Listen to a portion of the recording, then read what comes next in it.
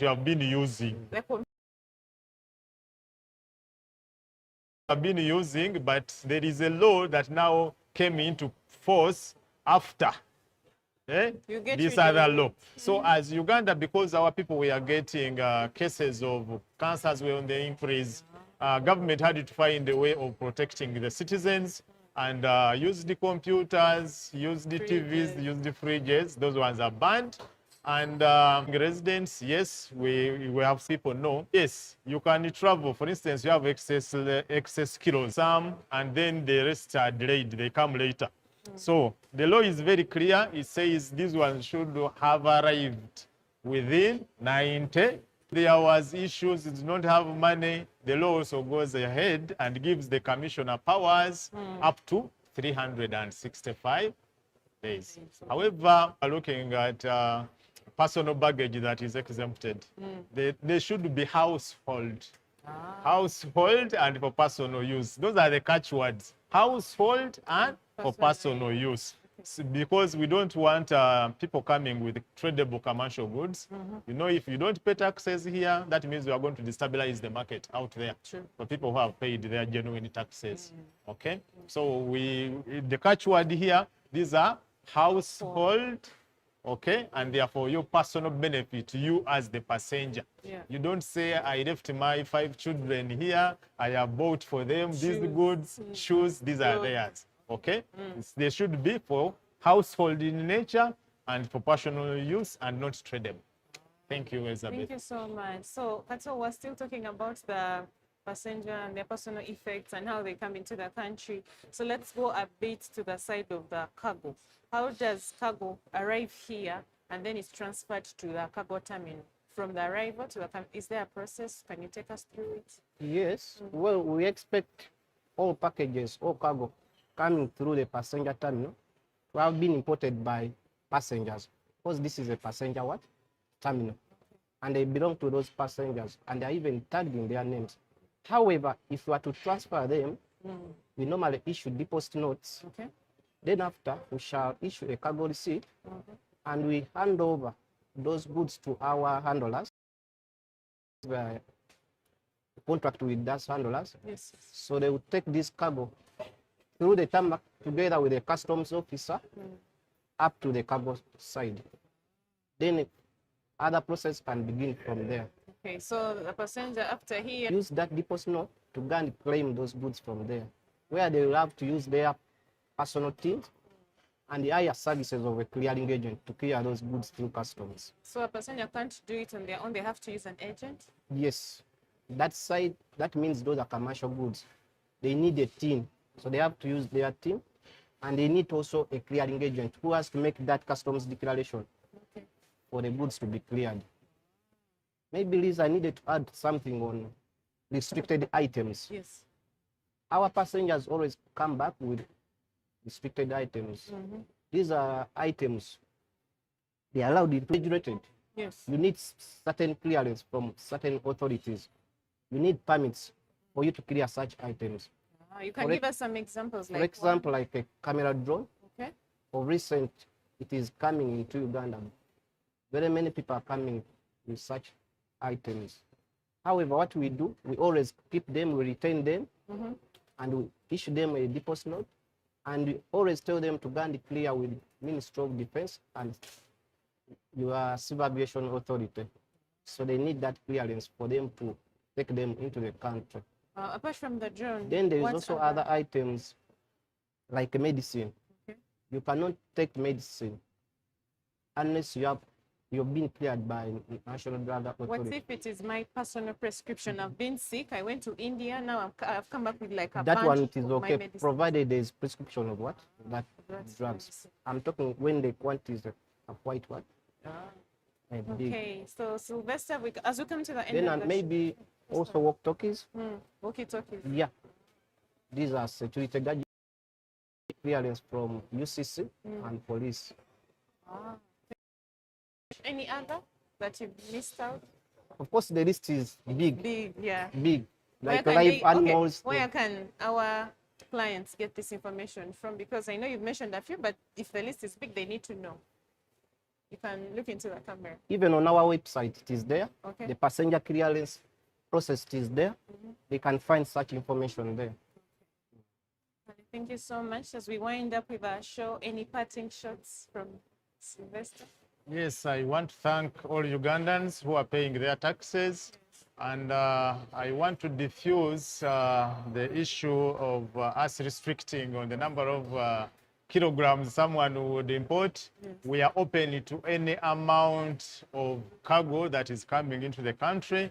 What has only changed is that cargo will be cleared from the cargo terminal so that we are able to decongest, because that cargo is commercial in nature. And maybe, Liz, I want our people to appreciate one thing, that if the country is to move from one where we are to another level, we must improve on our tax collection, or our contribution towards the development of this country. And the changes we have made here are in good spirit.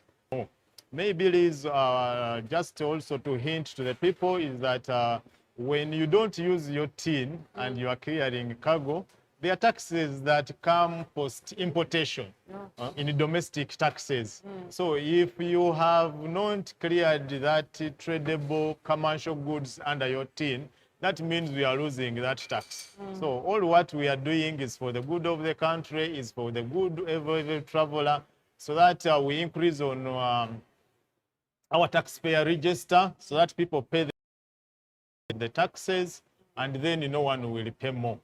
And I also want to encourage Ugandan spirit.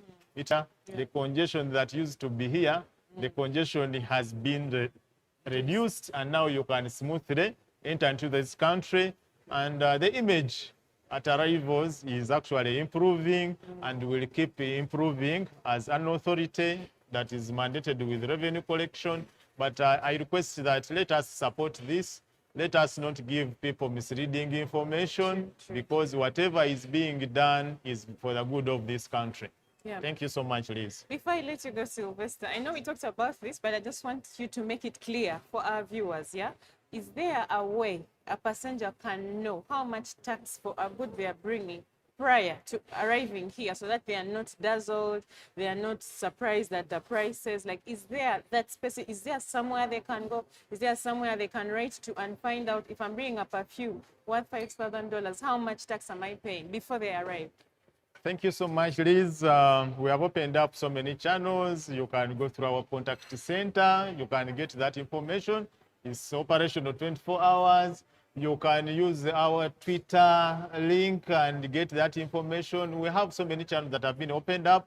You can also reach to us, okay, through the management of the airport, other channel, any office that is within URA. You can walk in there, request or any information you require, and we'll be able to respond to you. So there are many channels you need to use. But I want to put emphasis here that when we are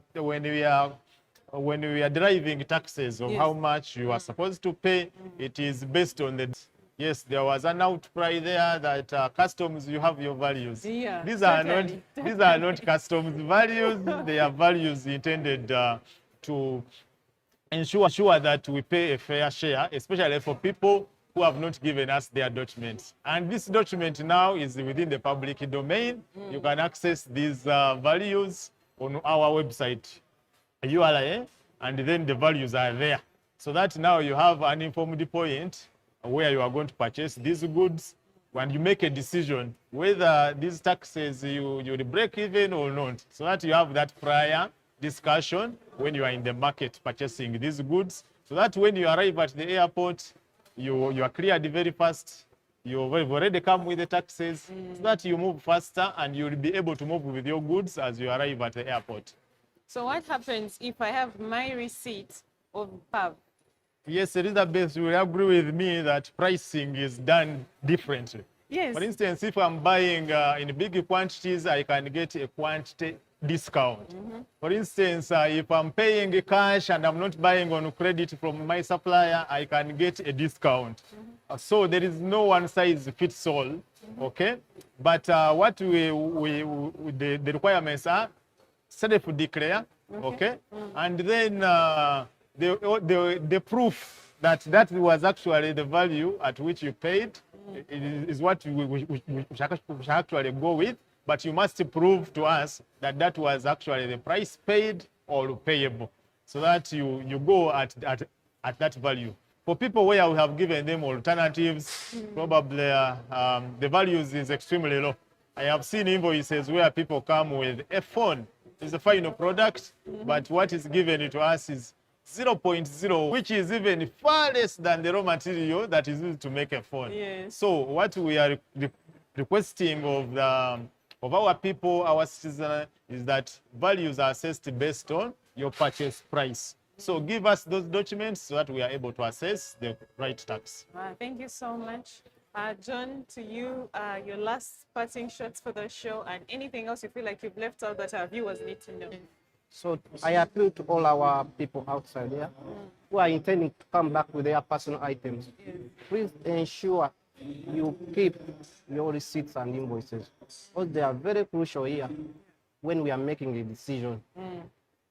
Because we have a tendency of people distributing items whenever they reach around here, just to avoid paying taxes. Someone can buy in bulk, but reaching here, you can distribute to different travelers. Exactly. So the first thing for you, I mean, as customs, we request for these receipts and invoice.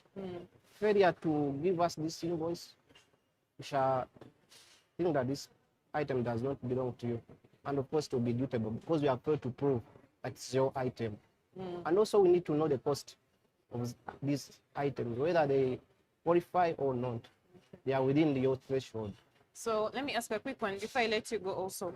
How much time do you keep somebody's goods in your custody before, let's say the person has failed to pay tax or they are taking some time? How much time do you give? How much grace period is there? Here in Yes, in stores, customs. at CAT, we keep them for 7 days. Then after they are transferred to cargo side. Then they will be there for 30 days. Okay.